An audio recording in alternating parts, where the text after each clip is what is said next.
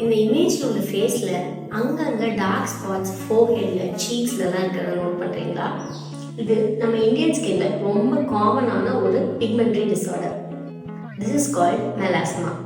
இதை எப்படி ட்ரீட் பண்ணலாம் அப்படின்னு இந்த வீடியோவில் பார்க்கலாம். This is doctor Darshini, your dermatologist.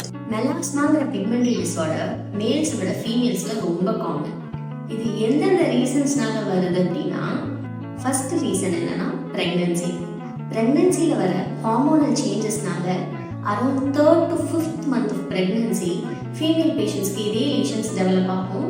But போஸ்ட்மார்ட்டமாக ஒரு 30% ஆஃப் பேஷண்ட்ஸ்க்கு எந்த ட்ரீட்மெண்ட்டுமே இல்லாமல் இது ஆட்டோமேட்டிக்காக ரிசால்வ் ஆகிடும். இது பேர் chloasma. Second reason family history. நம்மளோட பிளட் ரிலேஷன்ஸில் யாருக்காவது இதே லீஷன்ஸ் இருந்ததுன்னா அது நமக்கும் வரதுக்கு சான்ஸ் ரொம்ப அதிகம். Third reason sun exposure. டைரக்டாக ரொம்ப நேரம் சன்ரைஸ்க்கு எந்த சன் ப்ரொடெக்ஷனும் இல்லாமல் எக்ஸ்போஸ் ஆகுதே இதுக்கு ஒரு risk factor. Fourth reason hormonal imbalance. Oral contraceptive pills இல்லாட்டி ஏதாவது ஹார்மோனல் தெரப்பி எடுக்கிறதுனால கூட இந்த மெலாஸ்மா வரதுக்கு சான்ஸ் இருக்குது. இதை ட்ரீட் பண்ணுறது உள்ள பெரிய சேலஞ்ச் என்னன்னா, இந்த பேஷண்ட்ஸ் எல்லாம் ஓவர் த கவுண்டராக பிரைட்டனிங் அண்ட் லைட்டனிங் க்ரீம்ஸ் வாங்கி யூஸ் பண்ணி ஸ்கின்னை ரொம்ப டேமேஜ் பண்ணிட்டு தான் டெர்மடாலஜிஸ்ட்கே வராங்க.